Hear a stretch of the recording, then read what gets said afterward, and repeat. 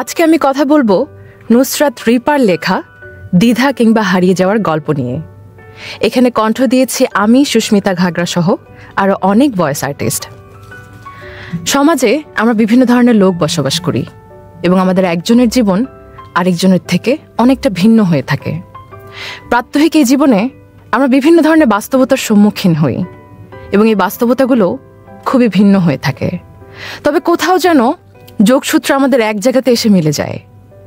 এবং এমনই কিছু কঠিন সত্য এবং বাস্তবতার কিছু গল্প নিয়ে এই বইটিতে লেখা হয়েছে।